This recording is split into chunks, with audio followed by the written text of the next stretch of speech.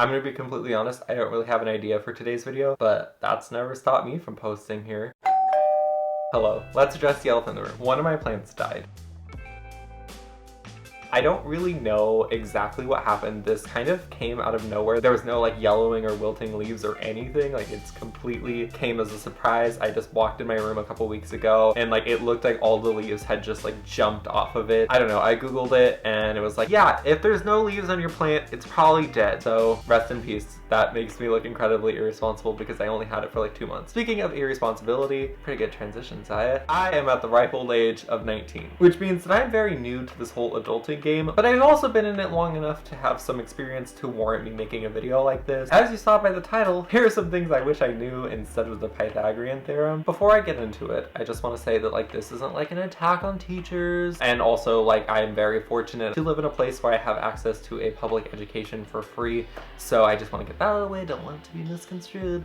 But this is more kind of me saying like, hey, education and learning is great, but also like I wish at some point somebody would have talked to me a little bit better about these things that I'm going to talk about. We can have both, really. We're in school for 12 years. I'm sure we can make room for it somewhere. The first thing that I wish I knew instead of the Pythagorean theorem, and this is kind of the center of a bunch of similar arguments like this, so I didn't really want to put it in this video, but also I think it's important, so I'm putting it in the video, and that is taxes. I understand the basic principle of federal income taxes, where a certain part of your paycheck is withheld, and that's kind of like a guess, and at the end of the year you actually tell the government how much money you made and then they give you back anything extra that they took, or if they didn't take enough, you give them a little bit of money. It's all fine. Unfortunately, it's not that straightforward. There's a lot of kind of like lingo and tax credits and forms and all of which makes it very confusing. And so I wish that at some point in my 12 years of education, or even during that time at home, somebody would have just sat me down and taught me like,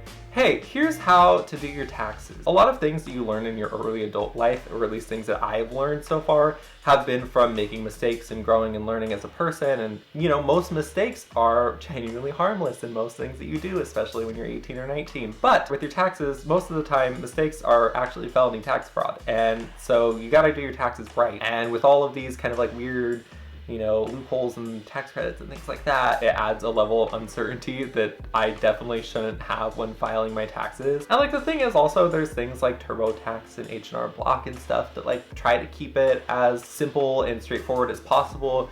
But honestly, there's never been a time where I filed my taxes where I'm 100% certain I've done everything right. IRS man, if you're watching this, please don't panic. That was a joke. Moving on. I guess the next thing that I would say is probably credit. Along with taxes, I understand the general principle of credit, particularly credit score, but there's a lot of like weird kind of ins and outs and ways to do it and ways not to do it, and like what you're supposed to do, and like unwritten rules about credit that I don't really understand. And like I wish somebody told me them in terms of like checking your credit and, you know, what you should do to have good credit and what you shouldn't do and how much credit you should be using and blah blah blah. I don't even know where to start with it. Also, just in general, like I wish that somebody would have been like, okay, well here's how you start building credit, because a lot of like programs and stuff like that, you need credit or a co-signer. I don't know, it would have been nice to get that discussion at least once in my high school career from anybody really, because it's something that you're expected to have, but also like it's really kind of challenging to start building it. It's a little bit more important, at least in my everyday life,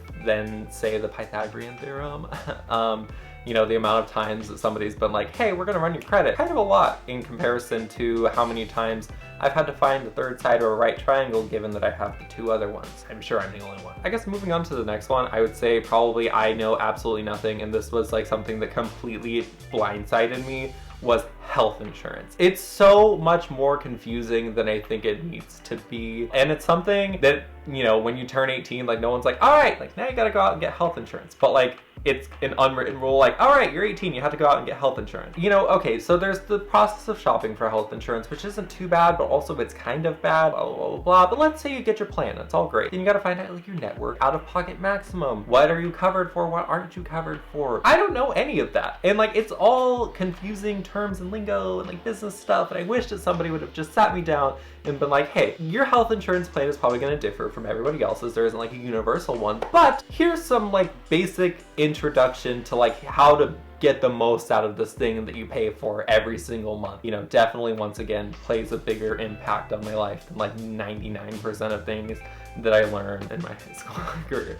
Not saying those things aren't important, but in just the everyday average world, I don't find myself using them too much. Sorry, my camera died. You would think after a year I would know how to do this. I think I was going into my next topic anyways. I'd probably say in a nutshell, I would call this like student loans. Here's the deal, like nobody ever talked to me about student loans before, you know, and also just in general, it was never presented as something that I was gonna like have to do. Like I distinctly remember there was this poster in my guidance counselor's office and it was like how to pay for college. The first one was like apply for as many grants and scholarships as possible. And then the second one was like work a summer job. And then the third one was like ask your parents or grandparents for some money. And I think at the bottom it was like also like use loans if you have to. I think with the price of college, at least before there's any solution to that, there need to be more serious discussions about student loans and like how real they are accompanying those discussions about college. You know, I don't know. It was just like, it was something I was really blindsided by. As I said, nobody ever talked to me about student loans. And also just in general, like, you know, I wish somebody would have sat me down and taught me the difference between, you know, federal student loans and private student loans. What are the limits? And it's kind of like one of those things where it's like, oh, like one second you're like applying college and like everything is fun. Like, oh, you're so excited for like independence and freedom. And then like the next second you're taking out loans to pay for that education at a 9% interest rate. Like, what the heck is this? Who told me that this was gonna happen? People know about student loans, but they don't know enough about student loans. And I just wish in my high school career, in my like guidance counselor office or anything like that, somebody would have just had a little bit more of a conversation with me about those student loans that I'm inevitably gonna have to take. Ooh, blindly putting yourself into debt for a liberal arts degree. That sounds a lot of fun. I've been talking for a long time and this is kind of like a negative Nelly / ranty type video, but I do have one more thing that I'm gonna touch on and I think I'm gonna end the video. And that is good research. And I'm putting this in here maybe because I just went to an absolutely terrible high school. I'm sorry if anybody I went to high school with ever sees this video, you know it's true. I didn't learn this till I went to college, especially in this day and age on the internet where like everybody knows everything. There's so many like arguments and things like that and people like will cite sources and blah, blah, blah, blah. It's like, I wish not only they would have taught you like where to go to get good information, how to tell if a source is credible or not and whatever, because I genuinely didn't get taught that in high school. If I ever had a question, I would go to Google and like show what it shows you, but even like Google allegedly has some biases with the information that it shows, you know, and so like when I got to college, they were like, no, you don't do that. Then you gotta actually like do some research and figure out and think for yourself. And I just wish that would have I just think that probably could have been something that was taught in high school because college is not an option for everybody. I wish that they would have taught us a little bit about like confirmation biases too, because go to Google search thing and like find only information that confirms what they believe, but it's like, no, like, because I would do the same thing and then I learned like, hey, no, there's actually this thing called like the confirmation bias, and like yeah, you're always right because you only look at information that confirms what you believe, but like, hey, look at this. So I guess that's the video. Those are just a couple of things that I wish I knew instead of the Pythagorean theorem.